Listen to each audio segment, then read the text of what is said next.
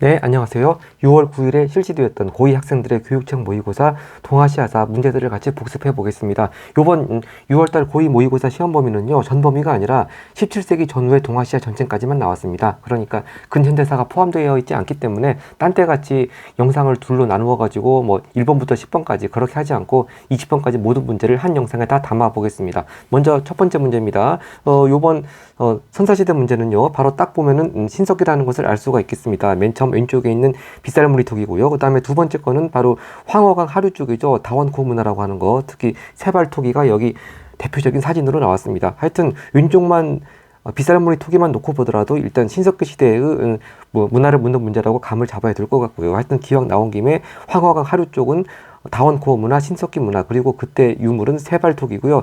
관련돼서 요번에 같은 날 고3 학생들의 평가원 6월 모의고사에서는요, 그때 1번 문제는 황허강 하류가 아니고 중류 것이 나왔습니다. 황허강 중류에는 다원코어가 아니고 양서호 문화라고 그러고 대표적인 유물은 채도가 있었습니다. 양서호, 채도. 그래서 언제나 황허강 하류나 중다 항상 번갈아서 나오기 때문에 황허강 중류는 양서호 문화, 채도, 황허강 하류는 다원코어 문화, 세발투기 그렇게 같이 한꺼번에 묶어서 외워두면은 어떤 문제가 나와도 틀림없을 것 같습니다. 네. 그 다음에 맨 오른쪽 거는 일본에서 발견되는 토기죠. 조문 토기가 되겠습니다. 그럼 답을 찾아보면은 신석기 시대 하면은 간석기니까 답은 1번 찾겠고요. 2번 고인돌하고 3번 문자는 청동기 시대의 키워드고 4번 동굴에서 거주하는 건 구석기죠. 2번 갑니다. 네, 2번입니다. 역시 시험 범위가 좁다 보니까 이번 문제는 또 청동기 시대에 대한 문제가 나왔네요. 상나라 수도에서 출토된 거라고 하는 거대한 소치입니다. 상나라는 그 원래 중국 최초의 전설적인 왕조 하나라의 뒤를 이어서 상나라, 은나라라고도 하죠. 그래도 은나라의 경우에는 이렇게 유물이 발견되었으니까 더 이상 전설적인 왕조라고는 하지 않습니다만 하여튼 그 상나라 수도 은허라고 하죠. 바로 이 거대한 솥, 결국 지도를 찾아보면은 결국 황허 문명이지 않겠습니까? 황허강 위역 답은 다가 되겠습니다. 다니까 아니 나니까 2번이 답이 되겠습니다. 그러니까 일단 황허강이 어디에 있다는 것만 알면은 쉽게 찾을 수 있을 것 같습니다. 자, 가는 몽골 초원을 가리키는 것이고요. 다는 창장각 쪽을 가리키는 것이 되겠습니다. 네. 이렇게 이번 6월 고2 모의고사에서는요, 청동기 문화에 대한 것이 나오고 신석기 문화에 대한 것이 나오고 이렇게 선사시대가 두 문제가 나왔는데 좀 특이한 거는 1번 문제 같은 경우에는 뭐 딴 시험 같이 개개의 문화라든지 개개의 유물을 고르는 것이 아니고 이렇게 먼저 먼저 포괄적으로 유물들을 주어준 다음에 그걸 포괄하는 문제, 포괄하는 개념을 묻는 문제가 나왔습니다. 네, 3번 가겠습니다.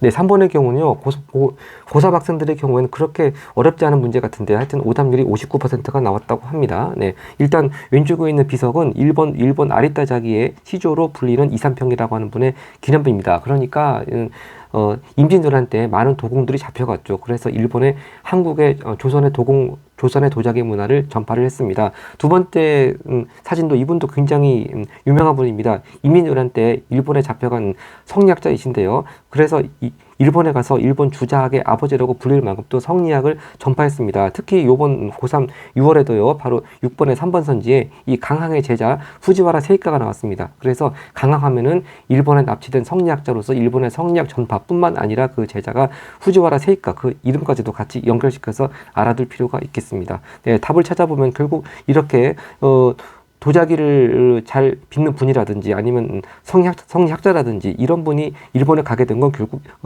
임진왜란 때 말이 좋아서 전쟁을 통한 교류지 강제로 납치가 돼서 갔던 분들입니다. 하여튼 답은 4번밖에 없겠습니다. 전쟁을 통한 교류와 문화 전파 되겠습니다. 네, 임진왜란 때죠. 네, 그 다음 4번 가겠습니다.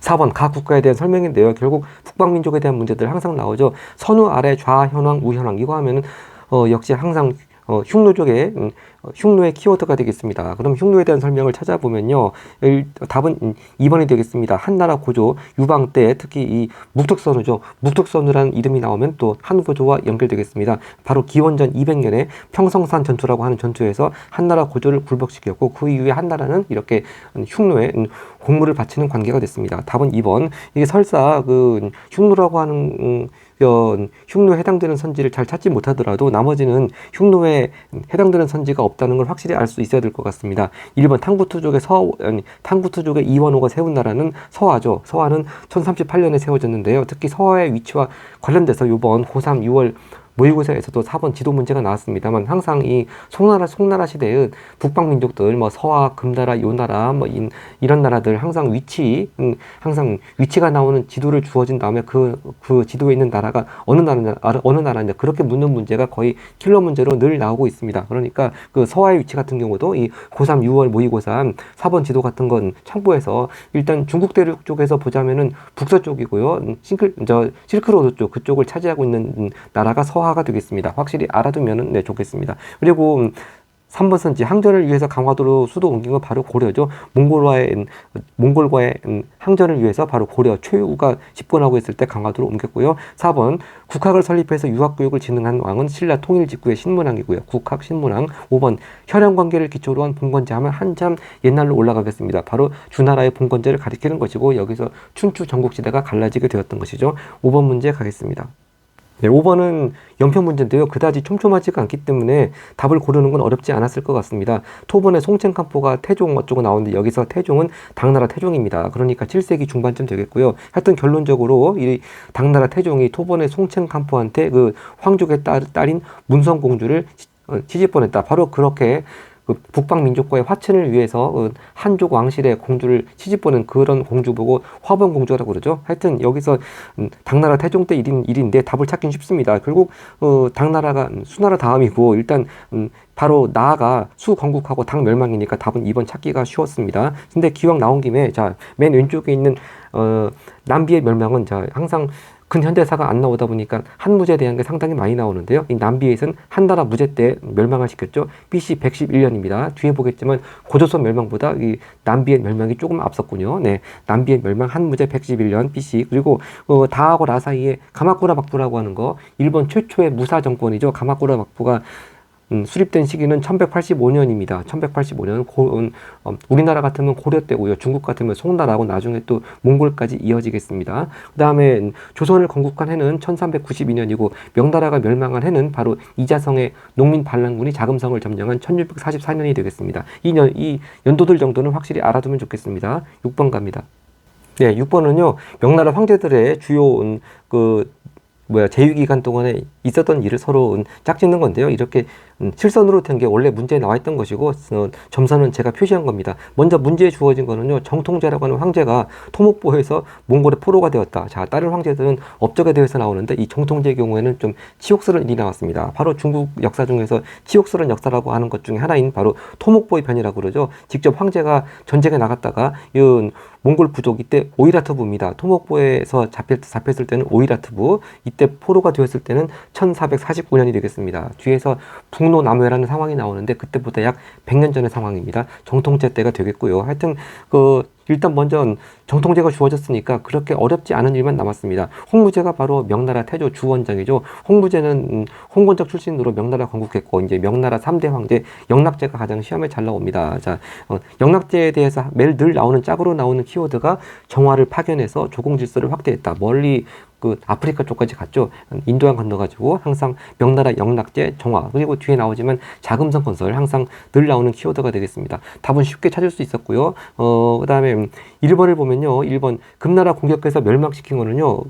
금나라 공격은 몽골이 계속 공격했는데 멸망까지 시킨 칸은 징기스칸이 아니고 우구데이 칸이 되겠습니다. 징기스칸은 1227년에 죽었고요. 그 뒤를 이은 우구데이 칸이 연도 외우고 싶죠. 1, 2, 3, 4년에 완전히 금나라 멸망을 시켰습니다. 2번 센쿠쿠 시대 혼란을 수습했다. 자, 센쿠쿠 시대 뒤에 가서 또 오원인의 난이란 얘기가 나오지만 무로마치 막보 시기에 이제 상당히 하극상이 심해지고 다이묘들 간의 내전들이 막 거의 100년 가까이 벌어졌죠. 그런 혼란을 수습한 사람은 도요토미 히데요시. 정확한 연도는 모른다고 하더라도 임진왜란 전이라고 하는 건 뭐 확실히 알 수가 있겠습니다. 하여튼 명나라하고 아무 관계가 없고요. 3번 외국 근거지 쓰시마 정벌하면 늘 나오는 세종이죠. 대마도 정벌 이종무 노래 가사도 있고요. 네, 5번 선지 독서 산품감은 바로 신라 하대 원성왕 때 늘 나오는 선지가 되겠습니다. 그 다음 7번 가겠습니다. 네, 7번은요. 한국사 문제에 잘 나오는 바로 윤관이 여진족을 몰아내고 동북구성을 세우고 그때 동북구성을 개척한 걸 기념하는 비석을 세우는 그림 척경 입비도가 나왔습니다. 이때가 1107년인데요. 여기 여진족은 나라를 건설했다고 그러는데 뭐 이 나라 이름은 금나라 쉽게 알 수가 있겠는데요. 이렇게 윤관이 동북구성을 세웠을 때가 1107년인데 좀 이따 금방 돌려받고 하여튼 금나라를 세운 게 벌써 얼마 안 됩니다. 1115년에 금나라를 세워서 금방 강성해지기 시작했습니다. 네. 하여튼 금나라에 대한 설명을 찾아보면은 또 금나라의 키워드가 맹한 모국제죠. 네. 유목민족을 다스리는 제도하고 또 한족 같은 농경민족을 다스리는 제도 이원화가 돼 있다고 했고요. 하여튼 유목민족을 통치하는 제도로 또 금나라의 경우에는 맹한 모국제가 키워드가 되겠습니다. 답을 찾았고요. 1번 골품제는 신라고요. 2번 군국제는 아까 전에 한고조 얘기 나왔지만 한고조 유방이 실시한 제도가 군국제 가 되겠습니다. 아까 주나라 봉건제 나왔지만 주나라의 봉건제와 또 진시황의 군현제를 섞은 제도라고 그러죠. 군국제. 3번 일조편법이라고 하는 거 명나라 때 세금을 은으로 내도록 하는 제도고 뒤에 가서 이제 13번 5번 문제에 명나라 때 명재상 장거정의 개혁정책 얘기가 나옵니다만 그 장거정의 대표적인 개혁정책 중에 하나가 이렇게 세금을 은으로 내는 일조편법을 시행하는 거였죠. 5번 선지 정복지에 다루같이 파견한 것은 다 아는 바로 몽골의 경우가 되겠습니다. 네, 8번 갑니다. 네, 8번을 보면요.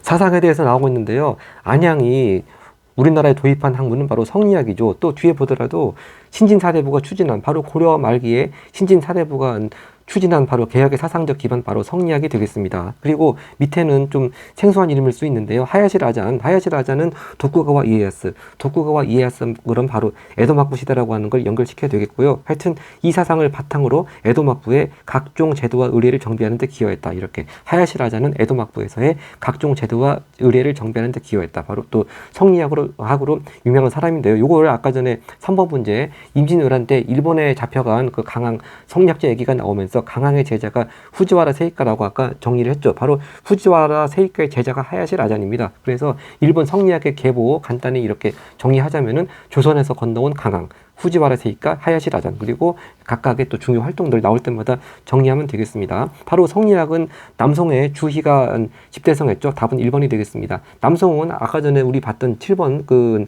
금나라가 1115년에 세워져서 1127년에 북송이 멸망했죠. 그래서 송나라 황족들이 창장강 이남으로 내려와서 세운 나라가 남송이죠. 네, 그렇게 시기적으로 이 남송이 언제라는 걸 또 알고 있어야지 이 여러 가지 학문이라든지 사상에 대해서 시기를 묻는 문제가 또 종종 나오기 때문에 그것도 확실히 구별을 할 수 있을 것 같습니다.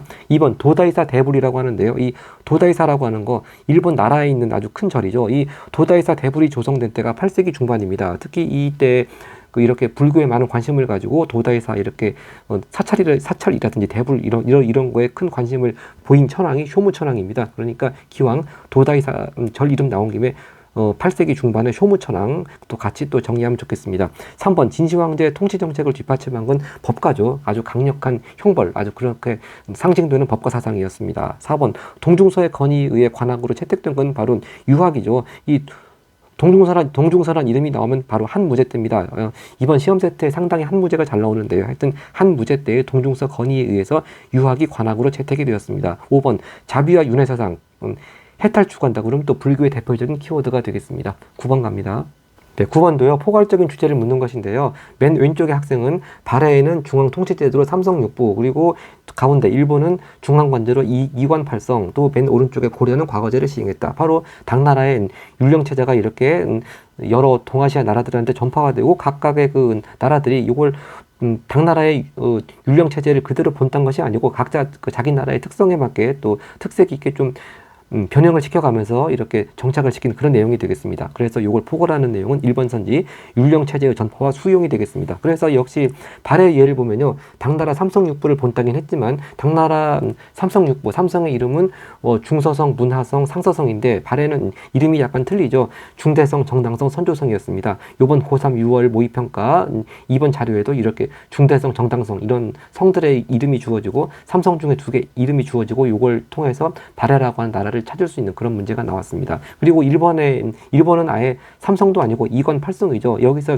이관이라고 하는 거 행정을 담당하는 태정관, 제사를 담당하는 신기관 요 2개 정도만 확실히 알고 있으면 충분할 것 같고요. 자, 이렇게 해서 답을 찾았고 2번 선지 대의명분론과 화이관 강화하는 거 화이관이라고 하는 거 중화와 또 그 밖에 있는 오랑캐들 구별하는 그런 사상입니다. 대의명분하면 당연히 성리학의 또 키워드고요. 3번 북방민족의 이원적 통치체제 아까 전에도 7번에 4번 선지에서 금나라 여진족의 맹한 모국제를 대표적으로 봤습니다만 이렇게 거란족이나 여진족이나 이렇게 북방민족의 경우에 한족과는 다르게 이원적으로 통제 체제를 갖추는 거, 이것도 종종 나오는 또 개념이 되겠습니다. 그리고 4번, 5번은 뭐 크게 볼 필요 없는 것 같고요. 10번 가겠습니다. 네, 10번은 좀 재밌는 컨셉으로 가서 어떤 무기를 활용한 전투로 옳은 것을 고르라고 했습니다. 일단 여기가 그 우리 역사의 일부가 된 귀화인, 그래서 3명이 나오는데, 왼쪽에 쌍기는 고려 광종 때 바로 과거제를 건의한 사람이고, 맨 오른쪽에 박유는 바로 그 네덜란드 사람 벨테브레라고 하는 사람이 표류를 해서 조선에 귀화한 사람이죠. 근데 이 두 사람 말고 가운데 김충신이라는 사람에 대한 설명이 나왔습니다. 본명은 사약하고 결국 임진왜란 때 우리나라에 들어왔다는 사람인데요. 하여튼 이 사람이 이제 우리나라에 귀화를 해서 일본식 총포인 뭘 제작법, 바로 임진왜란 때 하면 바로 일본식 유명한 무기 조총 아니겠습니까? 이 조총이 그 1543년에 포르투갈 상인에 의해서 일본에 들어왔습니다. 특히 이때는 일본의 아까도 생국고 시대 얘기 나왔지만 굉장히 막 내전으로 혼란한 시기였지 않습니까? 그래서 특히 아주 강력한 무기를 갖추는 것이 필요했죠. 바로 이런 한창 생국고 시대가 한창일 때 1543년에 조총이 일본에 들어왔습니다. 하여튼 결국 이 조총을 활용한 전투를 골라야 될 것 같은데, 일단 시기적으로 이렇게 16세기 이후의 것을 일단 골라야 되겠습니다. 먼저 가장 확실한 것은 이 임진왜란 때의 전투죠. 디귿, 조명연합군이 일본군을 물리친 평양성 전투. 일단 먼저 디귿을 골라야 될 것 같고요. 그 다음에 또 기억을 보면은 고구려 얘기 나오고 안치성, 이건 거리가 너무 멀고요. 2번 중국의 제지술이 서방으로 전해진 탈라스 전투. 이건 바로 이것도 시대가 안 나왔습니다만 한참 전인 당나라 때입니다. 당나라 때 751년에 특히 고구려 유민이라고 하는 고선지 장군이 여기 나오죠. 이슬람 제국에 대한 전투였습니다. 탈라스 전투. 자, 하여튼 요것도 한참 전의 일입니다.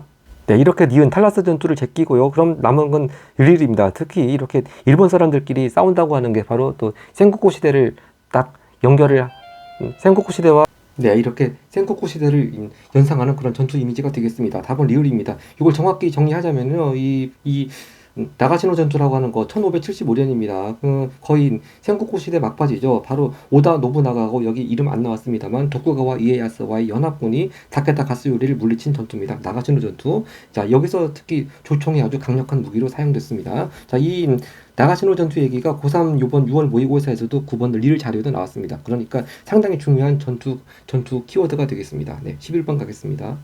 네, 죄송합니다. 혹시 나가시노 전투에 대한 설명이 좀 목소리가 녹음이 잘 안 됐을 것 같아서 다시 한번 말씀드립니다. 이 리을 오다 노부나가하고 다케다 가스요리 사이의 전투, 오다 노부나가가 승리했죠. 이 나가시노 전투 1575년 거의 센고쿠 시대 이제 막바지고요. 특히 이 오다 노부나가하고, 여기 이름 안 나왔지만 도쿠가와 이에야스 연합군이 승리를 했습니다. 이 전투에서 조총이 강력한 무기로 사용됐습니다. 특히 이 나가시노 전투는요, 고3 요번 6월달 모의고사 9번 리을 자료도 나올 만큼 아주 굉장히 중요한 또 일본 역사에 시험 잘 나오는 전투 이름이 되겠습니다. 11번 가겠습니다. 11번은요, 이 불교의 토착화 이 개념입니다. 불교란 게 원래 인도에서 처음 창시가 돼가지고 이 동아시아로 들어오면서 각자 나라의 특성에 맞게 또 정착하는 그런 과정에 또 여러 가지 또 모습을 보이고 있죠. 일단 자료로 주어진 것은 중국 북이 때, 북이의 문성제라고 하는 황제에 의해 조성된 윈강 석굴, 아주 거대한 석굴들이죠. 근데 이 대불은 황제들의 모습을 본뜬 것으로 알려져 있다. 그럼 답이 뭐겠습니까? 바로 군주권을 강화하기 위해서, 이른바 왕족불이죠. 왕이, 군주가 곧 부처다. 그래서 군주권을 강화하기 위해서 특히 이런 북이 하면은 바로 5, 16국을 통일한 나라죠.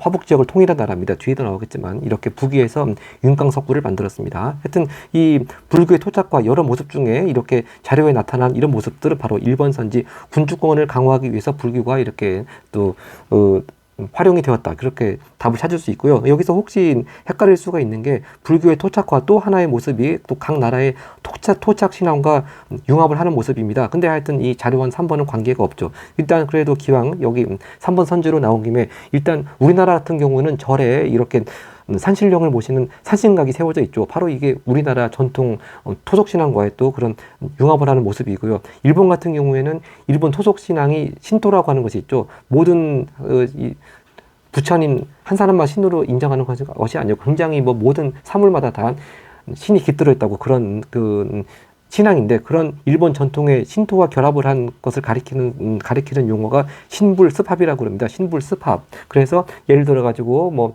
교과서 자료에 나오는 게 하치만 신상 그런 것도 있고요. 하여튼 이 토착신앙과의 융합 이러면은 산신각이라든지 신불섬합 이런 거로 또 가야 되겠습니다. 하여튼 요 문제 답은 아니겠습니다. 네, 12번 가겠습니다. 네, 12번 문제는요, 쇼군의 일단 쇼군을 자료로 주어졌는데 좀 개념을 확실하게 알고 있지 않으면 많이 어려워했을 문제 같습니다. 오답률이 59%가 나왔다고 합니다. 일본 교토에 있었고요. 저희 쭉 보면은 남북조의 분열을 통일한 무로마치 막부의 3대 쇼군이라고 하는데, 일단 기본적으로 동아시아사 시험에서 남북조 그러면 중국에서의 그 5호 16국 뭐 그런 게 나오는 남북조만 있는 게 아니고 바로 일본 무로마치 막부 초기에 황제가 천황이 그렇게 두 군데가 있었습니다. 바로 그런 상황이 좀 몇십 년 동안 지속이 되었죠. 그 상황 역시 남북조라고 그럽니다. 근데 그런 남북조의 분열을 이렇게 무로마치 막부의 3대 쇼군 때 바로 이름이 아시카가 요시미스입니다. 3대 쇼군 때 이렇게 다 정리를 했습니다. 근데 그 연도가 이성계가 조선을 건국한 연도하고 똑같습니다. 1392년. 이렇게 시기적으로 좀 개념을 확실히 잡으면은 뭐 선지에서 답을 고르는 건 어렵지 않을 것 같은데, 자, 요번 고3에서도 6월 모의고사에서도 요게 약간 어려운 개념으로 문제가 나왔는데요. 6월 모의고사 5번 자료에 나왔습니다. 결국 그 고3 문제에서 평권이 물었던 것은 이렇게 무로마치 막부하고 조공 책봉 관계를 맺었던 중국 나라는 어디냐, 그겁니다. 그러면 이 아시카가 요시미스가 남북조 분열을 통일한 이 시기가 1392년, 이것만 알고 있으면 일단 명나라라고 쉽게 찾을 수 있겠습니다. 역시 요 문제의 답은 5번입니다. 일본 명나라와 조공 책봉 관계를 맺었다. 그래서 이 정확한 연도를 모르더라도 하여튼 아까 전에 가마쿠라 막부 나왔지만 가마쿠라 막부는 주로 송나라하고 몽골, 그리고 무로마치 막부의 경우에는 명나라, 그렇게 뭐 완전히 일치하는 것은 아니지만 시기적으로 대응하는 거로 그렇게 짝을 지어서 알아두면 뭐 크게 어려움은 없을 것 같습니다. 하여튼 이 무로마치 막부의 경우에 명나라하고 조공 책봉 관계를 맺었고, 하나 더 추가하자면 이 명나라하고 사이에 또 제한된 조공 무역을 하는 그 형태 이름을 감합 무역이라고 하죠. 네, 감합이라고 하는 뭐 일종의 무역 허가증 같은 것을 발급받아서 그런 제한된 조공 무역을 하는 명나라와 무로마치 막부의 관계, 감합 무역, 이것도 같이 알아두면 되겠습니다. 네, 자, 그래서 다시 한번 정리하자면은 일본에서의 그 남북조 분열은 무로마치 막부 초기에 있었다. 이걸 정리한 무로마치 막부 3대 쇼군은 아시카가 요시미스. 이때가 1392년, 또 이때 대응했던 중국의 왕조는 명나라입니다. 네, 13번 가겠습니다. 네, 13번은요, 이 명나라 수도 베이징에 있던 이런 상황들이 끼친 영향입니다. 자, 차근차근 읽어보면은 타타르부의 일단이 칭기스칸의 후예, 그러면 이 타타르부는 몽골족이라는 것을 알 수가 있겠죠. 베이징으로 쳐들어오고 있습니다. 그리고 또 뒤에 상인 이하고 쭉 하는 얘기가 또 남쪽에서는 왜구들이 또 이렇게 괴롭히고 있죠. 바로 이 상황, 명나라 때 16세기 중반, 북노남해라고 합니다. 북쪽에 오랑캐, 남쪽에 왜구들. 아까 전에 우리가 정통제 얘기 나올 때 정통제가 몇 번이었냐면요, 6번 문제에서 정통제가 토목보에서 몽골의 포로로 잡혔다. 이건 1449년입니다. 그러니까 여기 상황에 주어진 북노남해보다 한 100년 전쯤의 일이고, 그때의 그 몽골 부족은 오이라트부고요. 이 북노남해 상황에서의 몽골 부족은 타타르부입니다. 그래서 이것도 좀 까다롭게 구별하지만 맞출 수 있는 문제가 나올 수도 있기 때문에 하여튼 16세기 중반 북노남해 때의 몽골 부족은 타타르부라고 하는 거. 하여튼 이 북노남해의 상황, 그러니까 상당히 명나라가 혼란스럽고 많이 어지럽겠죠. 그럼 이제 이 상황을 타개하기 위해서 개혁 정책을 추진을 해야 됩니다. 이때 나타난 명재상이 바로 장거정이란 재상이었습니다. 답은 5번입니다. 장거정의 개혁이 추진되었다. 그래서 아까도 7번에 3번 선지 때 봤지만 그 장거정 개혁 정책 중에 대표적인 정책이 세금을 은으로 납부하게 하는 1조 편법이었습니다. 답을 골랐고요. 1번 선지, 물론 나머지 선지들 시기적으로 상당히 거리가 멉니다. 1번 대한탑이라고 하는 탑은요, 중국 장안, 당나라 수도였던 중국 장안에 현장법사가 세운 거죠. 현장법사는요, 그 바로 당나라 태종 때 인도에 건너가서 또 대당서역기라는 책을 쓴 사람이고요. 대당서역기 책도 종종 나오고, 하여튼 그 인도에 가서 불교 경전을 많이 가져와서 그 불교 경전을 보관하기 위해서 이렇게 장안에 대한탑을 건립했습니다. 당태종 때 일이고요. 2번 야마토 정권이라고 하는 개념, 이것도 4세기경에 최초로 이제 일본 최초의 통일 정권이 등장했죠. 그 일본 최초의 통일 정권 이름이 야마토 정권입니다. 역시 명나라하고는 한참 시대적으로 거리가 멀고. 3번 위만이 중앙을 몰아냈다. 이건 기원전의 일이죠. 바로 그 전국시대라든 진한 교체기엔 혼란한 시대에 혼란을 피해가지고 고조선 쪽으로 위만이 건너와서 중앙을 몰아내고 왕이 된 시기가 BC 194년이 되겠습니다. 네, 4번 완도 청해진 장보고 얘기 나오는 거는 9세기 전반으로 보면 되겠고요. 하여튼 다들 명나라와 거리가 먼 선지고, 네, 이 북노남해가 심각한 상황에서 개혁 정책을 추진한 재상 장거정, 이렇게 정리하고 14번 가겠습니다. 네, 14번 각 국가에 대한 설명인데요. 쿠빌라이 칸 얘기 나오면 당연히 몽골 원나라가 되겠습니다. 이 쿠빌라이 칸이 여기 나왔듯이 수도를 카라코름에서 대도, 지금의 베이징으로 옮겼습니다. 그리고 나라 이름을 원이라고 중국식으로 바꿨죠. 특히 이 쿠빌라이 칸 때 남송까지 완전히 정복해서 중국 전체를 통치하게 됐다, 그런 얘기입니다. 남송이 멸망한 때가 1279년이고 벌써 그러면 고려는 1270년에 몽골에 완전히 항복을 하고 개경으로 환도를 하죠. 그래서 고려를 복속한 이후에 이렇게 1279년에 남송까지 완전히 정복했습니다. 쿠빌라이 칸 때의 일이 되겠습니다. 1번 발해 멸망은 바로 거란이죠. 926년. 2번 견당사라고 하는 거, 당나라에 사신을 보내는 이런 개념 쓴 나라는 일본입니다. 이것도 당나라 때니까 한참 거리가 멀고요. 바로 몽골의 또 대표적인 키워드는 역참제가 되었죠. 이 역참제, 상당히 영토가 넓으니까 일정한 거리마다 역참을 설치해두고 그때마다 말을 갈아타게 하고 공문서를 전달하고 또는 관리가 이동하는 그런 개념으로 역참을 설치했습니다. 원나라 할 때 중요한 키워드. 답은 3번. 4번 태정관, 요거 계속 나오고 있습니다. 바로 일본이 당나라의 율령 체제를 받아들여서 이권 팔성을 설치했고요. 바로 그것은 다이오 율령에 의해서죠. 701년 이권 팔성 중 그 이관 중에서 바로 행정을 담당하는 기관이 태정관. 아까 9번에서도 봤습니다. 5번 백강전투. 이것도 동아시아사에서는 상당히 중요하죠. 이 백제가 660년에 멸망했고요. 그로부터 3년 후 663년에 대대적인 원군이 일본으로부터 옵니다. 그래서 백제 부군과 왜군이 연합해서 나당 연합군과 싸운 전투가 백강전투가 되겠습니다. 물론 나당 연합군이 승리를 했죠. 네. 그 다음 15번 가겠습니다. 15번 바다를 건너간 사람들인데요. 바다를 건너서 일본으로 간 사람들입니다. 일본 열도로 건너간 사람들, 그리고 고대 일본. 그러니까 일단 시기적으로 고대 일본입니다. 시기만 잘 파악하면 크게 어려울 거 없습니다. 자, 각각 그 예를 들고 있는데요. 쇼토쿠 세대 태자의 스승이 된 혜자는 고구려의 승려고요. 일본의 유학과 한문을 전한 왕인은 백제 사람이고요. 3부 스에키 제작에 영향을 준 가야토공. 하여튼 다 삼국시대쯤의 사람들입니다. 그러니까 여기 자료에도 고대 일본이라고 주어졌고요. 그럼 일단 시기만 잘 파악하면은 그 4번 빼고는 고대 일본하고 관계된 선지는 아무것도 없습니다. 먼저 1번 후금 건국은 바로 연도 외우고 싶죠. 1616년에 바로 여진족 누르하치가 여진족을 통일하고 후금을 세웠고요. 2번 대운하 건설한 건 수나라 양제죠. 3번 팔만 대장경은 고려의 일이고요. 바로 답은 4번입니다. 바로 답은 4번. 아스카 문화라고 하는 거, 바로 7세기 전반에 일본에 굉장히 불교 문화가 발달했습니다. 그래서 7세기 전반에 발달한 불교 문화를 또 가리켜서 아스카 문화라고 하는 용어를 쓰고 있습니다. 바로 이 한반도 쪽에서 바다를 건너간 사람들의 시기하고 딱 맞아 떨어지죠. 아스카 문화에 영향을 끼쳤습니다. 5번 선지, 세키가하라 전투에 참전했다. 이 세키가하라 전투라고 하는 거는요, 아까 1575년 나가시노 전투도 나왔습니다만, 일본 사람들끼리 싸운 전투가 두 가지가 잘 나오는데, 하나가 아까 나가시노 전투고 또 하나가 세키가하라 전투입니다. 이 세키가하라 전투는 1600년이니까 임진왜란 이후죠. 1600년에 결국 도쿠가와 이에야스가 정권을 잡게 되는 결정적인 전투가 세키가하라 전투가 되겠습니다. 네, 이렇게 고대 한반도에서 건너간 사람들이 이런 전투에 참전할 리가 없죠. 네, 그 다음 16번 가겠습니다. 네, 16번 어떤 국가에 대한 묻는 건데요. 이 자료 정말 많이 나오는 자료입니다. 짐이 정말로 쟤를 정벌하리라 생각하는가. 자, 제 나라가 사실은 중국 남북조 시대에서 남조가요, 동진, 송제, 양진할 때 그 제 나라인데, 이걸 모른다 하더라도 여기 평성에서 로양으로 도성을 옮기고, 그리고 낡은 풍속을 모두 고치겠다. 자, 여기서 우리의 낡은 풍속이라고 하는 거, 선비족의 풍속을 말하는 겁니다. 바로 대표적인 북위의 효문제가 추진했던 한화 정책이 되겠습니다.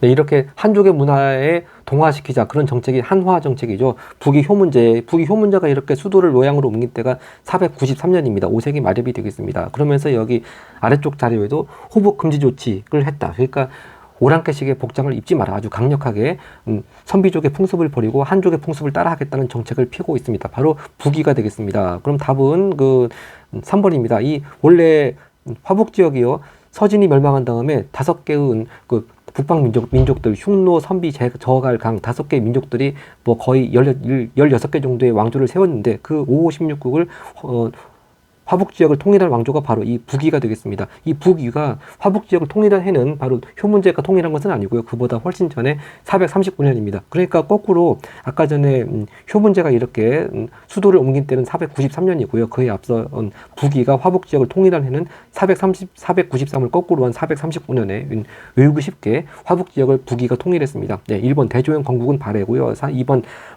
팔조법은 고조선이고, 4번 다이오 율령 지금 계속 나오고 있습니다. 바로 일본에서 당나라 율령 체제 받아들여서 다이오 율령을 반포했습니다. 701년. 그리고 거기에 따라서 삼성 육부가 아니고 이권 팔성 설치했다고 했고요. 5번 생목인이라고 하는 개념은 원나라 때 몽골 사람들 말고요, 유럽이나 서아시아나 중앙아시아에서 온 외국인들을 통칭해서 생목인이라고 불렀죠. 그리고 이런 생목인들한테 재정을 담당하게 했습니다. 원나라에서. 그 다음 17번 가겠습니다. 네, 17번 전쟁인데요. 여기 징비록 나오고 유성룡 선조 얘기 나오면 당연히 임진왜란이 되겠습니다. 그럼 나머지 선지도 잘 모른다고 하더라도 답은 5번 확실합니다. 한산도 됐죠. 바로 이수진 장군 때죠. 답은 5번 찾았고요. 1번 병난도에서 교역하는 송상인, 이건 고려 때 또 중요한 경제 상황의 키워드고요. 2번 선비어 사용을 금지하는 황제, 바로 아까 우리 16번에 봤던 북위의 효 문제가 한화 정책으로 바로 추진했던 정책 중에 하나도 선비의 사용을 금지하는 거였습니다. 그리고 3번 헤이족교 건설. 헤이족교라고 하는 그 도시는요, 일본 나라시대가 710년부터 794년, 아까 전에 도다이사라고 하는 그 절의 대부를 건설한 그때도 바로 이 시기죠. 나라시대. 하여튼 나라시대의 수도가 헤이족교라고 불렸습니다. 네, 한정 시기적으로 거리가 멀고요. 4번 온인의 난도 상당히 잘 나오죠. 바로 1467년부터 77년까지 딱 10년 동안에 이제 바로 생국고 시대의 서막을 알리는 그런 싸움이었습니다.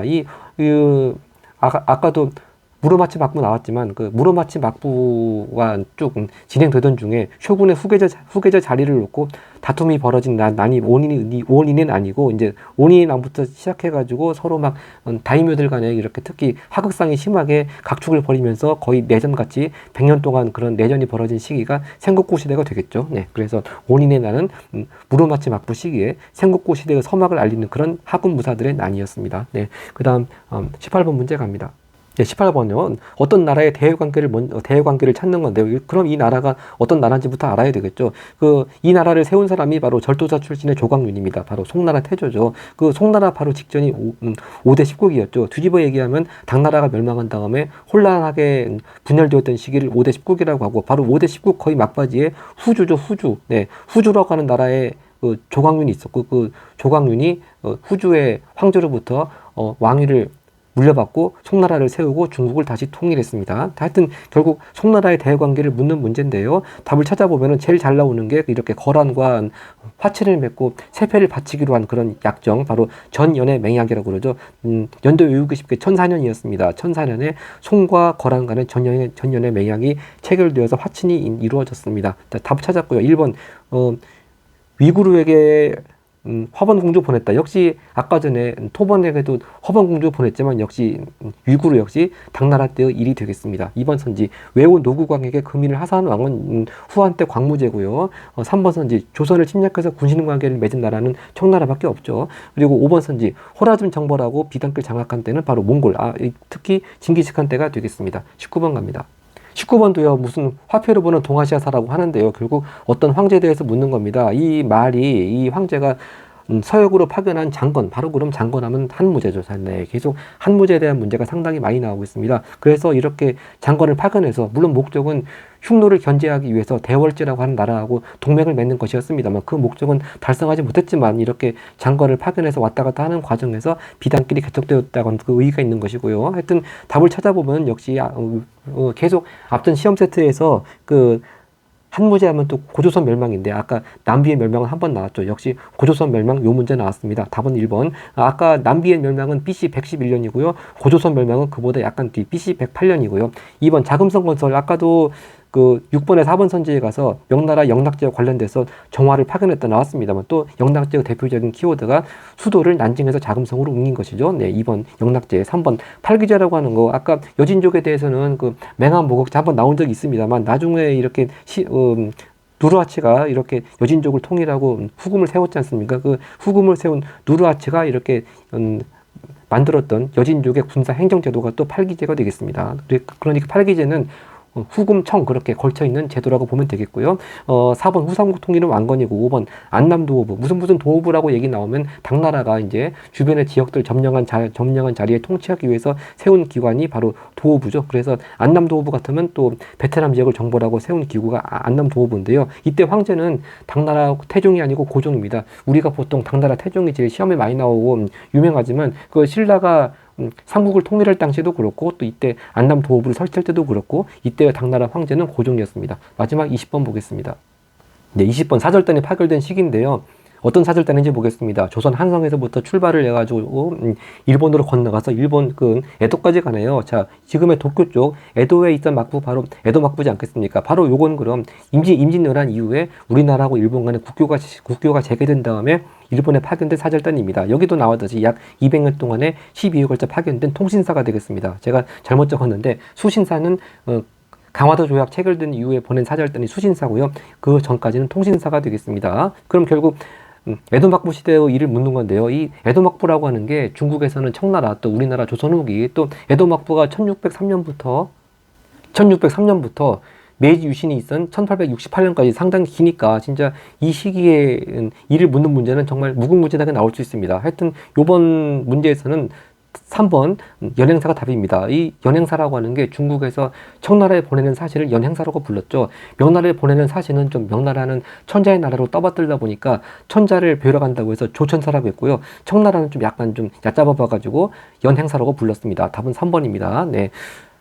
청나라에 갔던 사신들 연행사고요. 1번 몽골 침입 막는 대월 군인. 자, 일단 에도 막부하고 몽골하고 시기적으로 맞지가 않고요. 근데 몽골 침입 막는 대월, 지금 베트남 지역인데요. 특히 여기 잘 나오는 또 중요한 인물이 쩐흥다오가 되겠습니다. 베트남 쪽에서 몽골 군대를 물리친 거의 영웅이죠. 네, 13세기 일이고요. 쩐흥다오, 대월, 몽골 침입. 이번 선지 왕한석의 개혁에 반발하는 송나라 관리.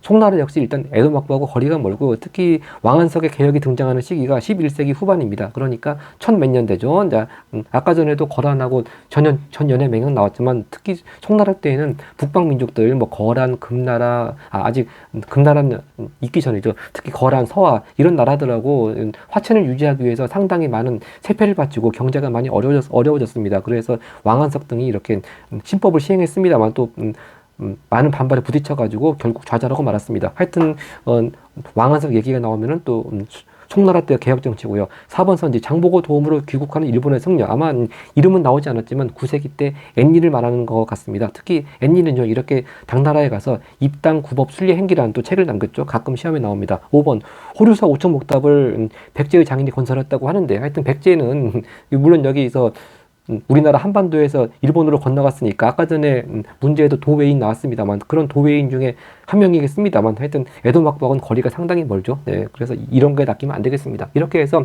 1번부터 20번까지 고2 6월 모의고사 동아시아사 같이 복습했습니다. 네, 고맙습니다.